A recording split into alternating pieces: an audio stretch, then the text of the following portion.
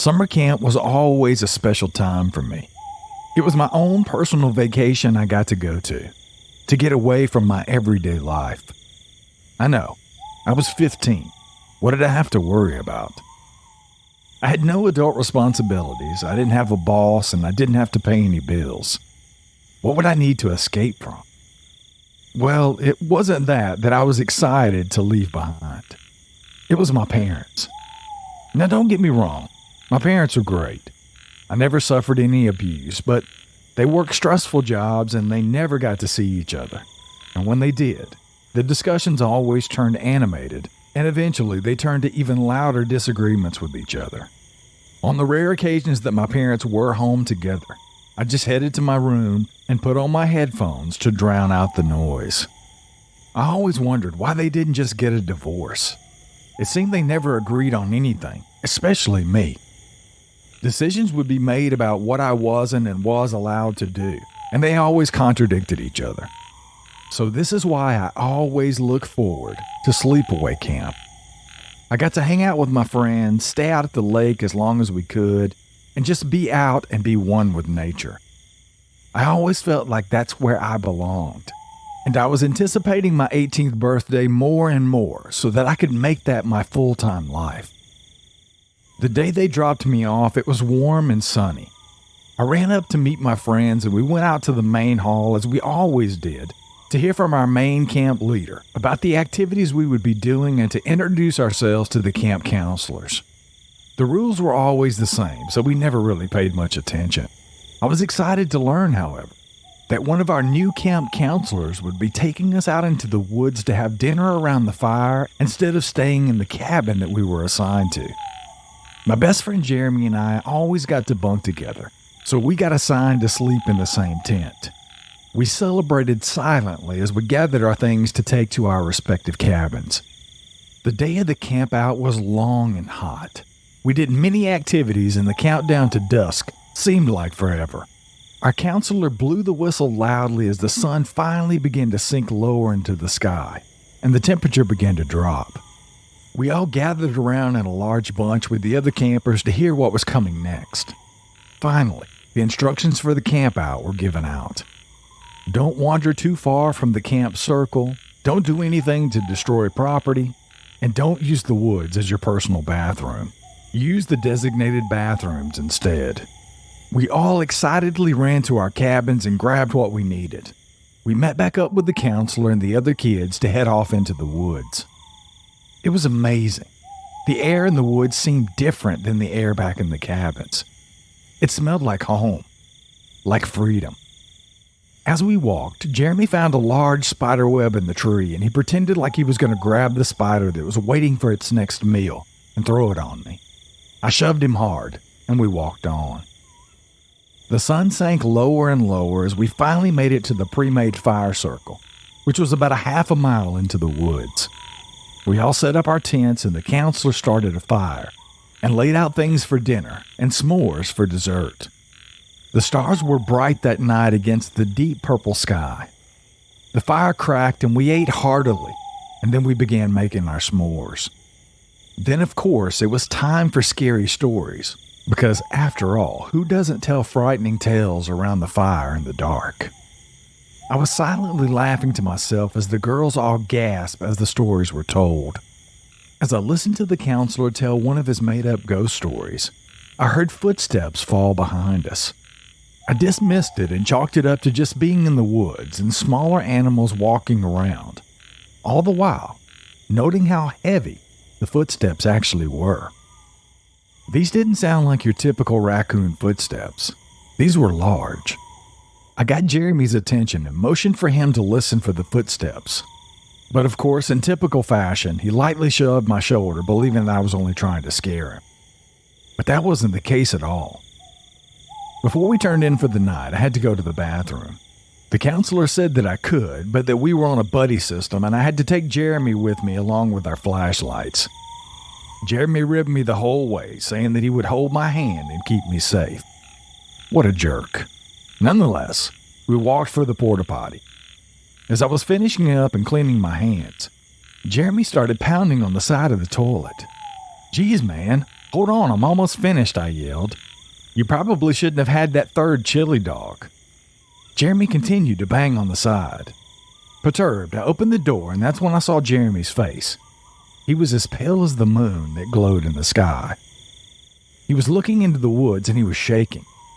Jeremy was the type who never seemed to fear anything, so seeing him like this made the hair on the back of my neck stand straight up. I grabbed his shoulders, trying to snap him out of it, to find out what was wrong. "Bear. Big, tall bear," he finally said. His flashlight was pointed at a tree a little ways from us. That's when I saw it. Briefly, it would move just enough to where I could see the tufts of hair around the tree. But then it would jerk back around so it wasn't visible anymore. I stood there confused because that didn't really seem like bear behavior. Never in nature had I heard of any bear accounts where they would play peekaboo around a tree. We both stood there frozen, staring at the tree. After a few minutes of not seeing anything, we both decided to quickly make our way back, being sure not to run. The group was still sitting around by the fire when we got back. The counselor seemed to sense something was wrong because we weren't our regular jovial selves, but he didn't say anything. He just stared at us.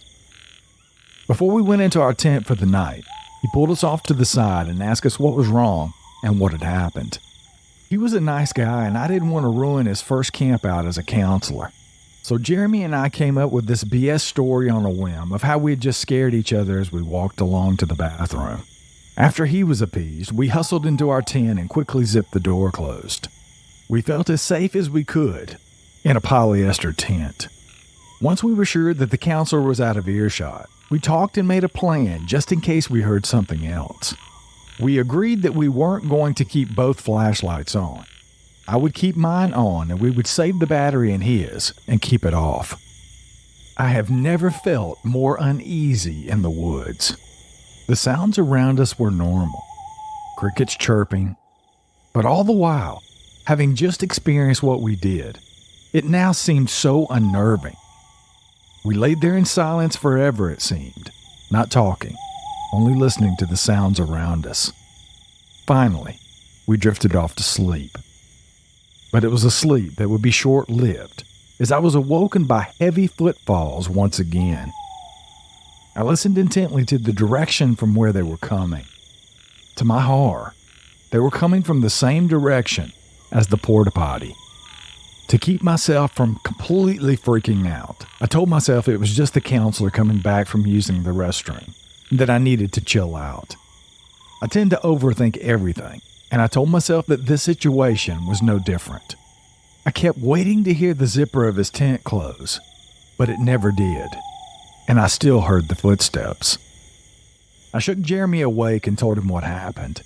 Obviously, he was irritated that I'd woken him up, and he told me to put my headphones on and go back to sleep. The quicker we go back to sleep, the quicker morning will come and we can leave, he said.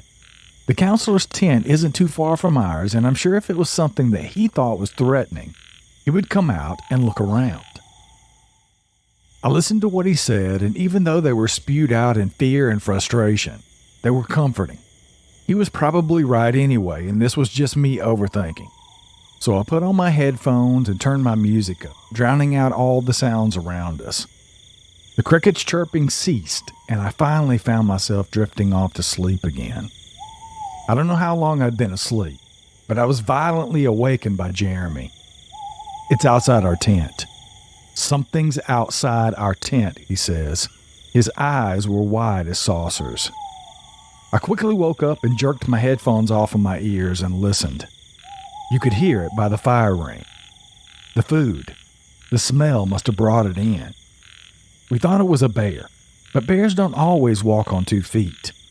They primarily walk on all fours, but this was clearly something heavy, and it was on 2 feet. We heard it gruff and snort as it picked up what could only be an empty chip bag and smelled it. It crumbled the bag and tossed it away. Whatever this was walked closer, and then we saw the shadow of this beast creep up onto our tent. This was no bear, and then I knew we were in deep shit. Why wasn't the counselor coming out? Didn't he hear this thing? How could he and the other campers sleep through this? It's not like this thing was being quiet. Then it occurred to me that maybe they were awake and hearing all this. They were just too afraid to come out and say anything. "What do we do?" Jeremy whispered as he looked around the side of the tent. I had no idea. I didn't know what to do. We didn't have any weapons. We didn't even have bear spray. And we were only 15. Even though we knew this wasn't a bear, I couldn't help but think that if we'd had bear spray, maybe it would have worked. But we just sat there in silence with this thing walking around. Finally, it found the trash can. We heard it throw the heavy metal lid on the ground. It made a loud thud, and I knew then that if the counselor and the other campers weren't awake before, they had to be now. I made my way to the door of the tent, and I grabbed Jeremy by the shirt. "What the hell are you doing?" he said angrily. I didn't say anything, but as silently as I could, I slowly began to unzip the tent. My mind screamed at me, asking the exact same question that Jeremy had just asked. I was scared, but I was also curious. One of my downfalls and many of the things my parents argued about. Curiosity kills the cat echoed through my mind, but I had to know. My heart was in my throat, but I continued to unzip the tent. I wasn't going to open it all the way, of course. I was curious, not stupid. I opened it just enough to see what it was, and I quickly regretted my decision. I saw a large, tall, hulking creature bent over the trash can, rummaging through the leftovers from dinner and s'mores. It threw out the empty bag of marshmallows, empty box of graham crackers, and then the empty bag from the hot dog buns.